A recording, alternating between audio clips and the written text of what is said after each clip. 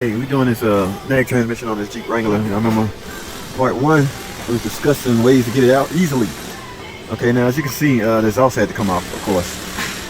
In fact, I left rust penetration soaking on the exhaust all night, so the bolts just came right off pretty easily, and this came out of here fairly easy too.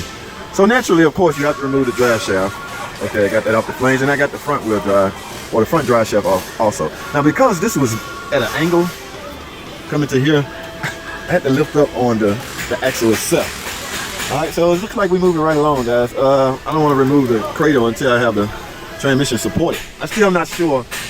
It looks like I'm going to be able to take it out altogether, but I don't know.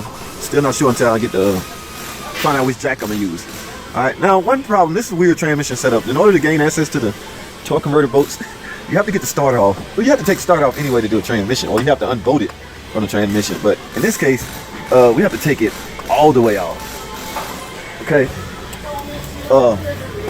And this harness can be a pain because of all the brackets and stuff. So you have to be extremely careful with this connector. It's in a tight spot, number one, and it's a sensitive connector. So after you untab it, be careful removing it. So like I say, the starter has to come all the way out. You can't just unbolt it from the.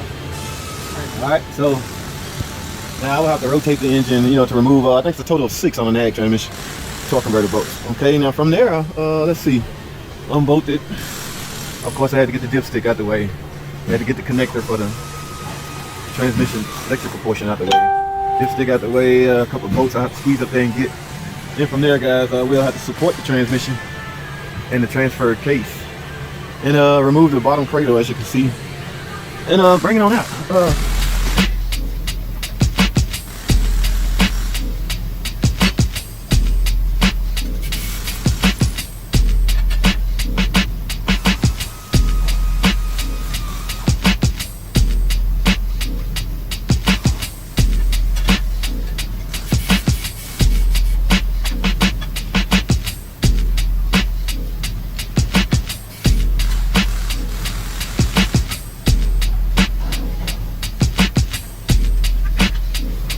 Alright guys, take a look.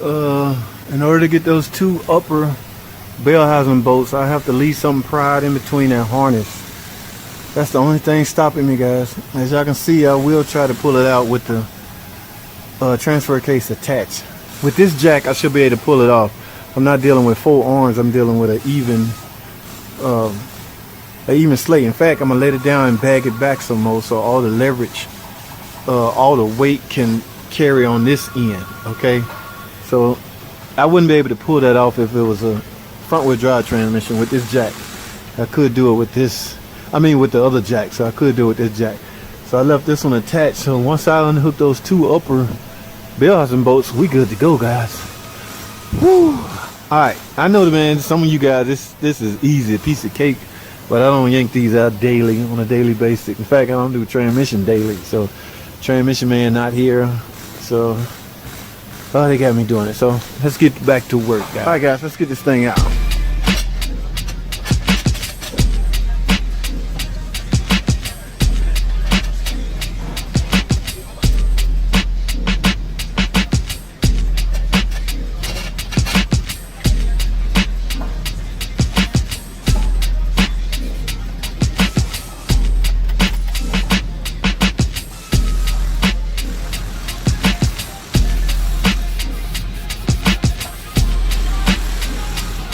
Alright guys, man, this is one reason why I hate using jacks I'm not familiar with. Okay, I know this jack go lower than this. I just never use this jack, but I got this sucker out.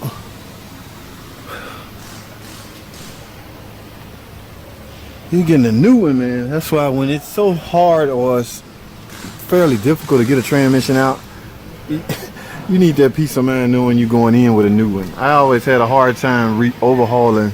It's a mental thing. I always had a hard time overhauling transmission that was so freaking hard to get out. Like the very first Pacifica I did.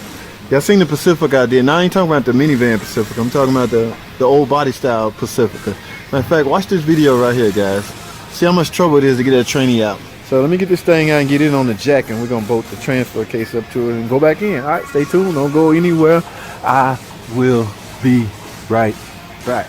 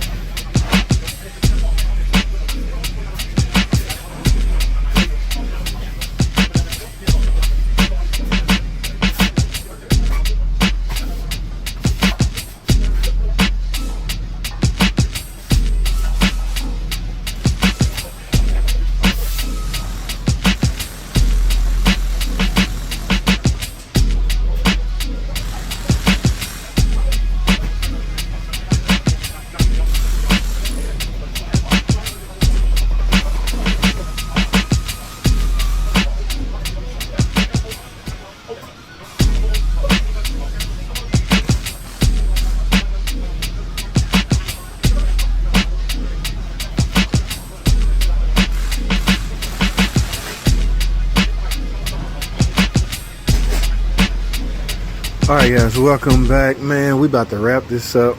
I got the new unit here on the jack. Transfer case bolted to the new unit. Got all the brackets that need to go on the new unit. The old unit sitting over there on the table, all burned up, smelling bad. It was extremely overheated. Now, because of that, guys, you will be crazy not to reverse flush this cooler or flush this cooler, or make sure it's not restricted. Do not just go back in with a brand new transmission and not verify that this cooler is at least not restricted. Okay, now our cooler's around here somewhere. I'm gonna have to go find out cooler. Our cooler pretty much it's basically transmission fluid mixed in with some kind of cleaner solution for transmission flushes or radiators and coolers, things like that. So we run it in one way. And now it depends on if this car, well, I have to read up on it and see if that's a one-way valve. You can only go one way or not the other. That means reverse flush will be off limits. It could mean that. I'm gonna log in the computer in a minute and find out the recommended procedure for flushing this cooler, because as you can see, it travels way up there to the obviously the cooler is in front of the radiator. But do not under any circumstance put this new unit in without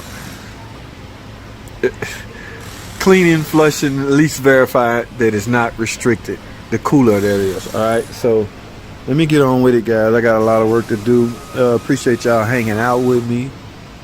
It's quite a little challenge, not bad. Only problem I'm gonna face, or the only hurdle I see now, is this little bracket right here.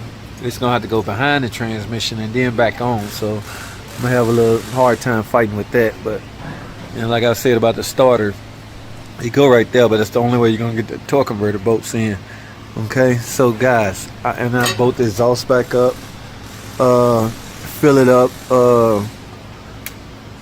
learn it, initialize it, all that good stuff, whatever is required of a new nag. I haven't replaced one in a while. I'm not sure if you gotta relearn it or anything like that, but I will find out.